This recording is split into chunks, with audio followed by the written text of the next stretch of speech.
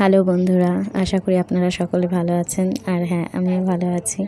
আর সকলকে অজস্র ধন্যবাদ, এভাবেই পাশে থাকবেন আশা করি।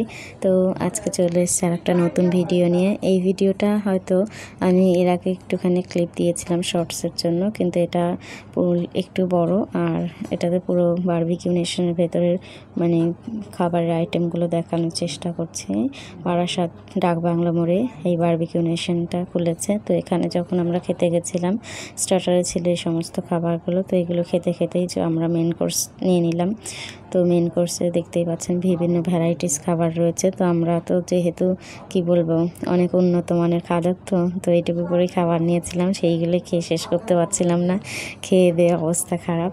তো খাবারের টেস্ট কোয়ালিটি যদি বলতে চাই, প্রত্যেকটা খাবার অনবদ্য ছিল আর খুবই টেস্টি ছিল। আর যাওয়ার জন্য যদি বলতে চান, আপনারা প্রত্যেকেই যেতে পারেন, টেস্ট করতে পারেন। খাবারগুলোর কোয়ালিটি সত্যিই অনবদ্য।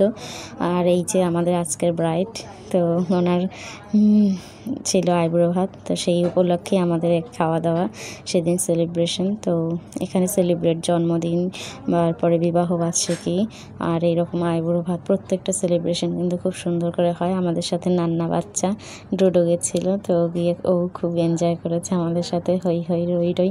ওকে নিয়ে সারাক্ষণ যেন আমরা মেতেছিলাম। কিন্তু তারপরে তার পাশাপাশি তো খাওয়া দাওয়া তো রয়েছেই আনলিমিটেড। তো প্রচুর খাওয়া দাওয়া হলো সেদিন। মাটন কষা, চিকেন বিরিয়ানি, তারপরে তার সাথে একটা ডিম নিয়ে নিয়েছিলাম আমি। আর এইদিকে বিভিন্ন ধরনের মিষ্টি ছিল প্রচুর।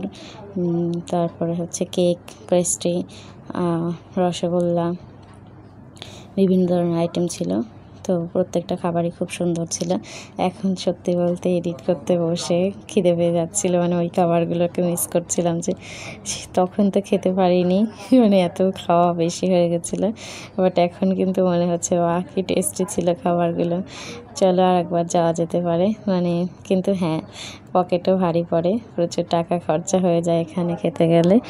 আর খাবারগুলো কিন্তু সত্যিই সুস্বাদু, মানে বলার মতো অনবদ্য ছিল। তো তারপরে এই দেখুন ক্ল্যাম্প করে সুন্দর করে সেলিব্রেট করা হয়।